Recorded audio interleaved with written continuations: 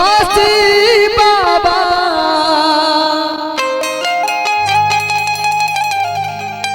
जखन मिथिला के बेटा बाबा धाम जाय छे और मिथिला से बाबा के लेल खेल हो जाय छे सुनाबी भजन के माध्यम से देवघर के बासी बाबा सुनियो अरजिया हो दानी सुनियो अरजिया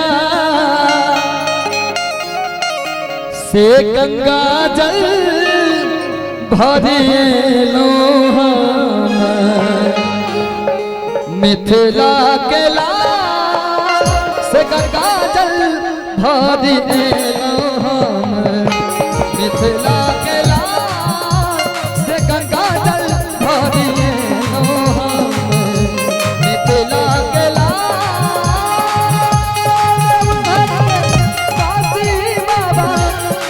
अरजिया यो दानी सुनियो अरजिया से गंगा जल भरिलो मिथिला के लाल से गंगा जल भरिलो मिथिला के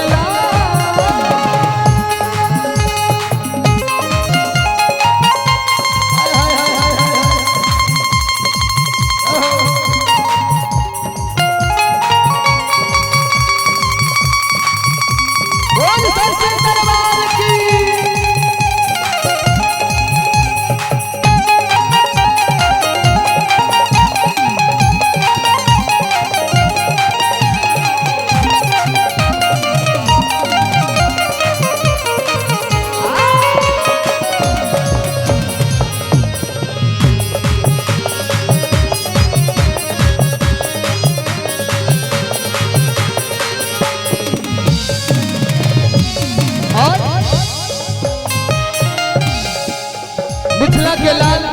बाबा धाम गेलखिन और मिथिला से घी लऽ कऽ जाय छथिन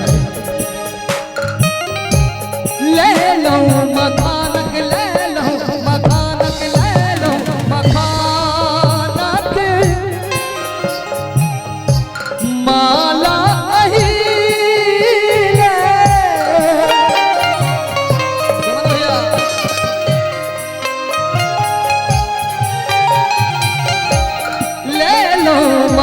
मखानक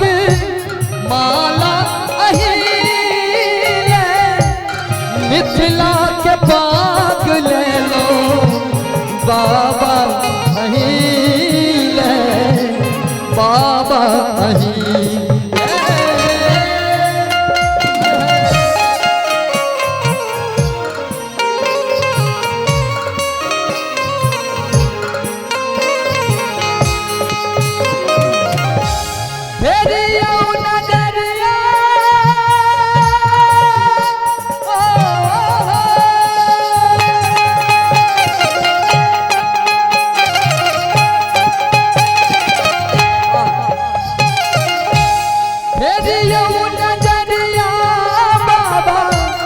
हमरा गरीब पहुदानी हमरा गरीब से सुनावा एलो हम आई गरीब के दान से सुनावा एलो हम आई